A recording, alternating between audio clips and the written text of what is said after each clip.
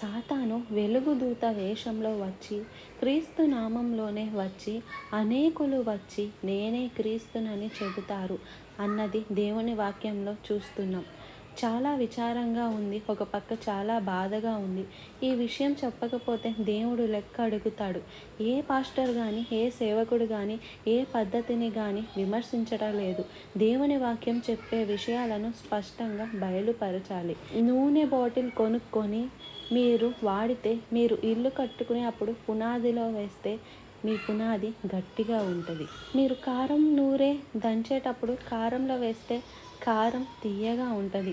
ఈ నూనె బాటిల్ తీసుకెళ్ళి మీరు రాసుకుంటే మీ రోగాలన్నీ పోతాయి. నూనె ఫ్రీ బాటిల్ 15 రూపాయలు. ఏంటండి ఇది? మోసపుచ్చే ఆత్మ. మోసపోయే వాళ్ళు ఎంతోమంది ఉన్నారు. నామకార్థ క్రైస్తవులే కాదు, నిజ క్రైస్తవులు అనబడేవారు మోసపోతున్నారు. సరే, యేసు ప్రభువు గురించి ఎరుగని అన్యులకి వాళ్ళకి ఎప్పుడు ఆశీర్వాదాలు, అద్భుతాలు కావాలి. వాళ్ళు ఇంకా సులభంగా మోసపోతారు. ఇంకా అదే చాలు, ఆ నూనె చాలు.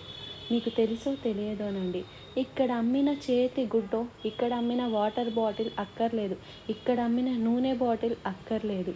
నీ ఇంటిలో ఉన్న నూనె, నీ ఇంటిలో ఉన్న ఏ నూనె అయితే ఆ నూనె, అది యెరూషలేము నుండి తెచ్చిన ఒలీవ నూనె అక్కర్లేదు, లేకపోతే కొబ్బరి నూనె అక్కర్లేదు.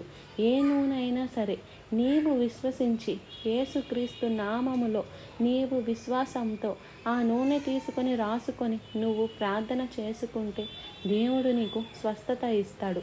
నువ్వు తీసి ఆ నూనె రాసి నీ పసిబిడ్డ కోసం ప్రార్థన చేస్తే ఆ బిడ్డకు స్వస్థతనిస్తారు. నమ్ముతున్నారా? నమ్మరు. ఆ నూనె అయితేనే బాగవుతాను, ఈ నూనె అయితే బాగదు.